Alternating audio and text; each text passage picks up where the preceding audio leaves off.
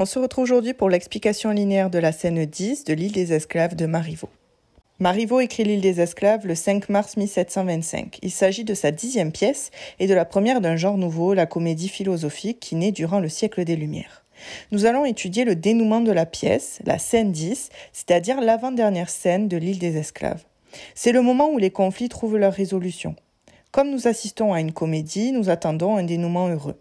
Néanmoins, derrière cette fin joyeuse se cache une leçon dispensée par le dramaturge. Il s'agit de critiquer une dernière fois le pouvoir des maîtres avant la réconciliation des personnages.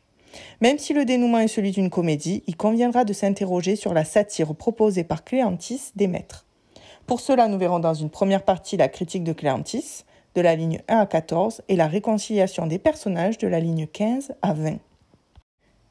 Débutons par notre premier mouvement, la critique de Cléanthis. Nous avons pu remarquer que l'île des Esclaves présentait deux couples en perpétuelle opposition. Celui des esclaves, Arlequin et Cléanthis, et celui des maîtres, Iphicrate et Euphrosine. Ici pourtant un renversement est visible puisque Arlequin et Cléanthis, jadis alliés, sont désormais en désaccord. En effet, Arlequin a pardonné à Iphicrate, ce qui n'est pas encore le cas de Cléanthis.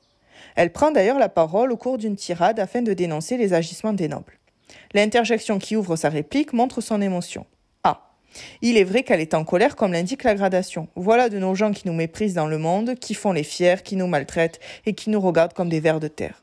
Cléanthis met en évidence la suffisance, la condescendance, la cruauté de ceux qui ont le pouvoir.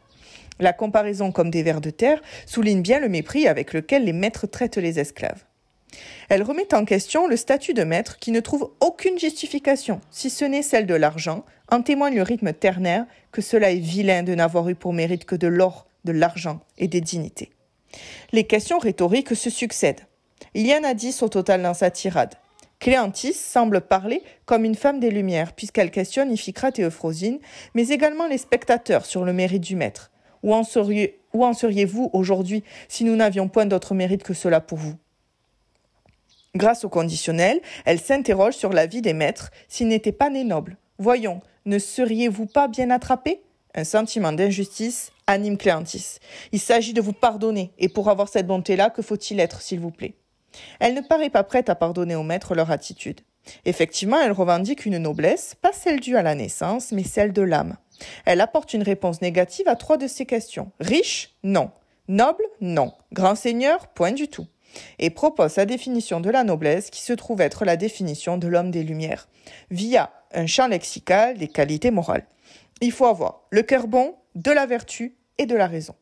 Le rythme ternaire, voilà ce qui est estimable, ce qui distingue, ce qui fait qu'un homme est plus qu'un autre, rappelle que c'est l'attitude d'un être humain qui fait de lui quelqu'un de bon ou non, pas son argent ou son titre.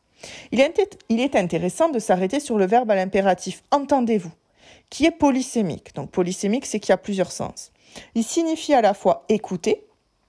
Elle demande donc à ceux qui sont face à elle de l'écouter, mais également comprendre, et va inviter de la sorte les privilégiés à réfléchir au bien fondé de leur supériorité. Le discours de Cléanthis se fait alors universel.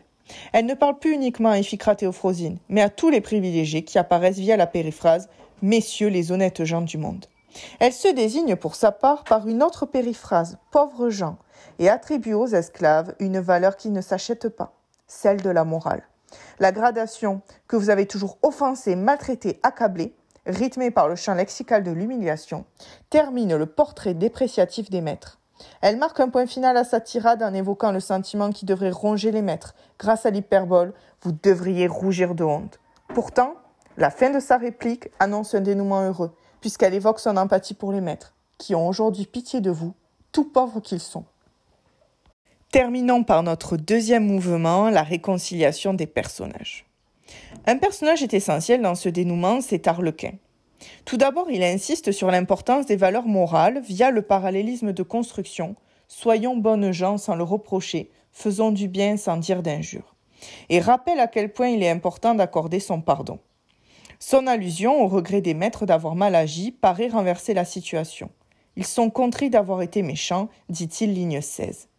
Il met les maîtres et les esclaves sur un même pied d'égalité. Cela fait qu'il nous va le bien. Il est un véritable médiateur du pardon dans cette scène. L'impératif approché, Madame Euphrosyne, est en fait une didascalie interne qui offre la possibilité aux deux personnages féminins de se faire face et d'excuser leur offense. La gradation, elle vous pardonne, voici qu'elle pleure. La rancune s'en va et votre affaire est faite, souligne le regret d'Euphrosyne d'avoir mal agi. La leçon de morale proposée par l'île des esclaves a été utile aux maîtres, qui ont ouvert les yeux sur leur cruauté. La réplique de Cléanthis reprend l'idée de la noblesse d'âme, et c'est parce qu'elle a cette qualité qu'elle pardonne à Euphrosyne.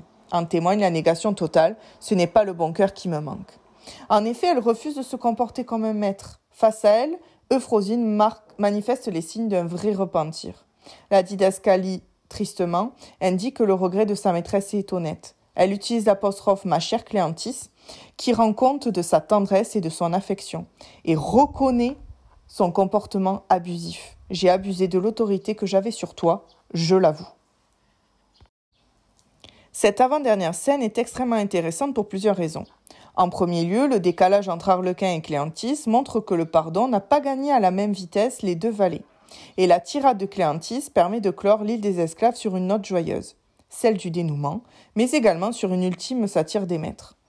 Pourtant, un questionnement subsiste. Euphrosyne et Iphicrate auraient-ils été capables de pardonner?